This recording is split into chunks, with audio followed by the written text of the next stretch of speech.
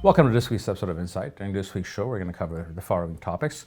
The first one is going to be the introduction, the passage of a resolution in the French Senate calling for sanctions against the Aliyev regime. The second topic is going to focus on the tax reform proposals that have been introduced by this current government. And lastly, the fun news of the week, which is the resignation of Aliyev's vice president and first lady from her position as goodwill ambassador for UNESCO. Normally we would move on to our regular programming, but this time I just want to outline to everyone that we're starting our fundraising drive for this year, for the end of the year fundraising drive. And as you know, freedom of speech isn't free. So what I'm going to ask all of you to do, or as many of you who are capable of doing it, is to go to our site, civilnet.am. There's a donate button, and to give generously. You can make a one-time donation, or what's much better is to actually sign up with your credit card to make monthly donations for something like $2 a day. You can have a tremendous impact in the work that we do here and the independence that we have, so we can cover the stories that we want, and that's pretty much less than a coffee a day. So I'm going to ask you to give to that site, go to that site, give generously, so we can continue the work that we all know you love to watch on a weekly basis.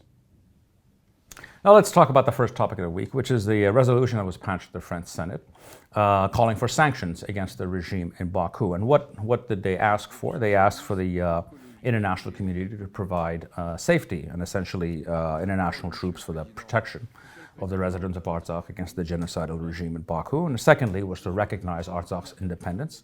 And lastly was to demand the complete withdrawal of Aliyev's troops out of sovereign Armenian territory.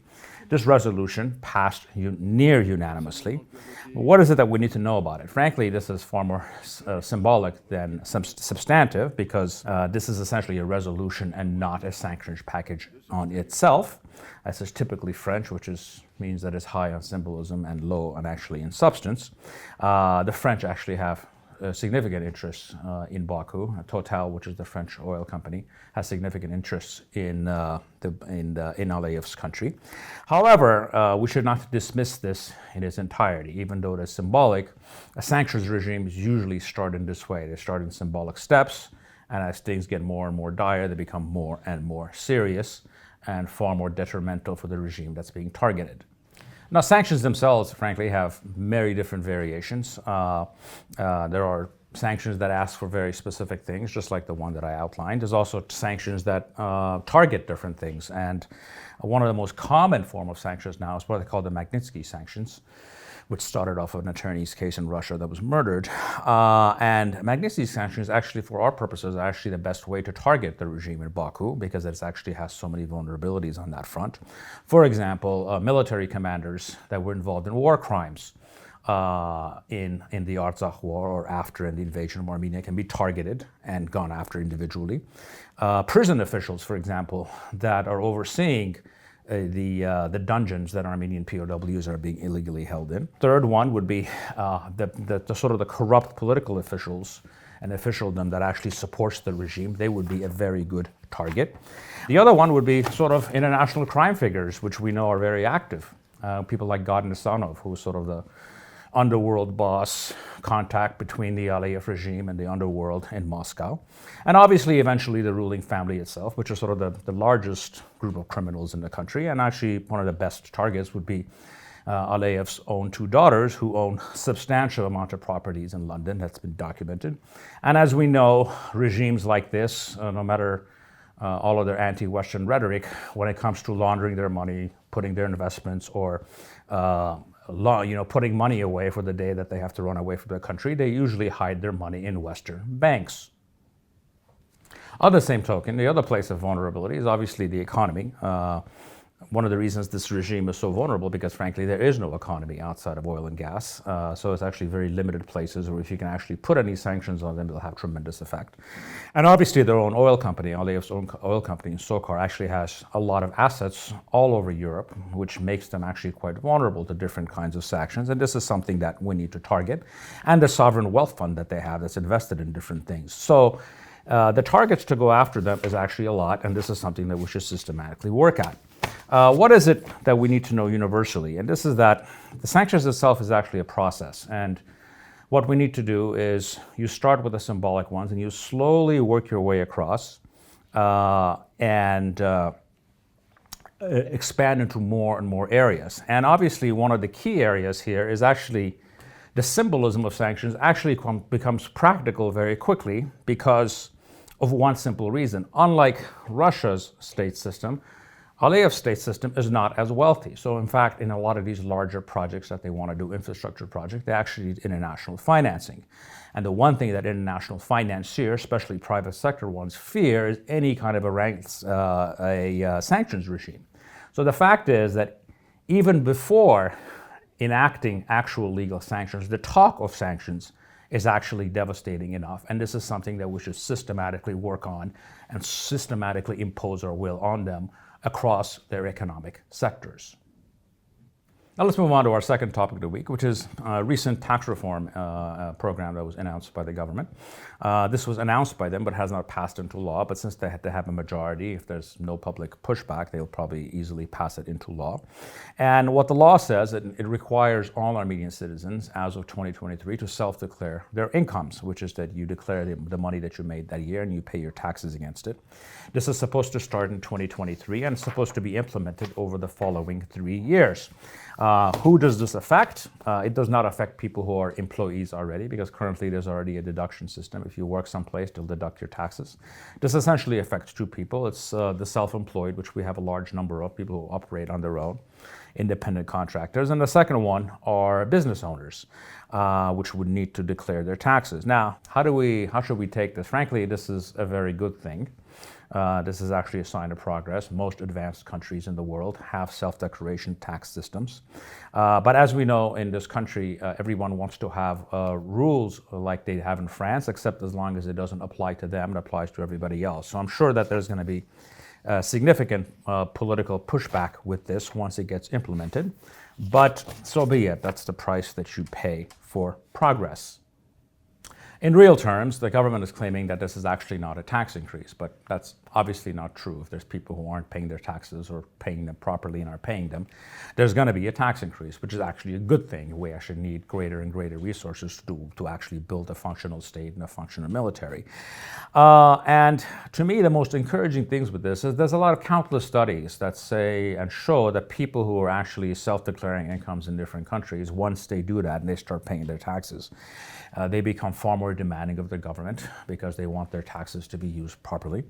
And what we're actually doing here, we might be building the civic muscle that we need to build a functioning country and actually to deepen our democratic system. We're going to move on to our final topic of the week, and it's a rather fun one, which involves the resignation of the First Lady of Azerbaijan, its Vice President, co-owner of the country, and more commonly known as Baku Krulideville, from her position at UNESCO. She was a goodwill ambassador, believe it or not. And the UNESCO, for people who don't know, is the United Nations Educational, Science, and Cultural Organization. The rumors are that she resigned her position a few weeks before there are damning stories that are supposed to come out that highlight further corruption between the Aliyev regime, the UNESCO, and the United Nations. However, this has yet to be confirmed. We'll have to see if it's not, if it actually pans out. But what we do know as a background is the former head of UNESCO, who was a woman named Irina Bokova, who was from Bulgaria, has been implicated in corruption schemes with the Aliyev regime. In fact, her husband, Kalin Mitrev, was wired over $468,000 by the regime in Baku in multiple payments, and this was revealed in the laundromat investigations that came out and became a big scandal. So since then, Ms. Bokova has made her way out, and she's been replaced by a French director named Audrey Azoulay, who the regime in Baku hates, and they say that she's biased. And the most telltale sign of knowing that someone is not corrupt or is not on someone's payroll is if the regime in Baku calls them biased. So she's obviously a functional person who's not corrupt and doing a good job. The background to this was a couple of weeks almost before the resignation of Aliyev's wife from this position. They've been constantly attacking her. They've been constantly attacking UNESCO for UNESCO's basic demands, which is it's the ability of the organization to inspect the occupied parts of Artsakh that in which the Aliyev regime is systematically carrying out a cultural genocide and destroying Armenian cultural sites. Now, stepping back, we really need to study the absurdity of all of this. And what is the absurdity? That this wretched woman was actually given this title to begin with, which tells you a lot about the corrupt nature of the organization. Here you have a vice president of a country who, along with China, the Taliban and ISIS, have destroyed more cultural monuments than any other group of people. And of these four institutions, two of them are states, one of them is Aliyev's. And they're making her a goodwill ambassador when they're systematically destroying cultural sites.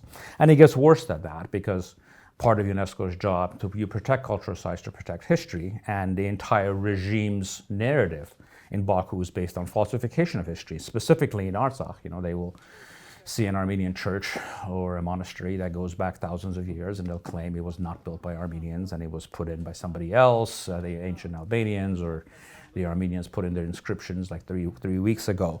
So it's just a farcical in the face of it that this woman had this position. And given its history, when you go back to as far as 2005, 2006, in which the Khachkars in Nakhchivan were systematically destroyed by the regime in Baku. So what we're seeing here is her removal from this organization is actually a good first step in marginalizing the regime, delegitimizing the regime, attacking it, and make it unacceptable, in the sense that outside of the really wretched people that are willing to be bought, you think 2 or 3 times before you associate with this regime. And her takedown is actually the first step in this process. In conclusion, what is the lesson here? The lesson that we want to get across, and this is something we need to do systematically, is if you are going to be a front for the Aliyev regime, if you're going to be lying for them, if you're going to be making excuses for war crimes, genocide, cultural genocide, we will find you. If you're in the dark, we will bring you to light. We will point you out to the world, and we will humiliate you. Thank you for joining me in this week's episode of Insights. At first you think Cruella is the devil, but after time has worn away the shock, you've come to realize you've seen her kind of eyes watching you from underneath the rock. This vampire bat, this inhuman beast, she ought to be locked up and never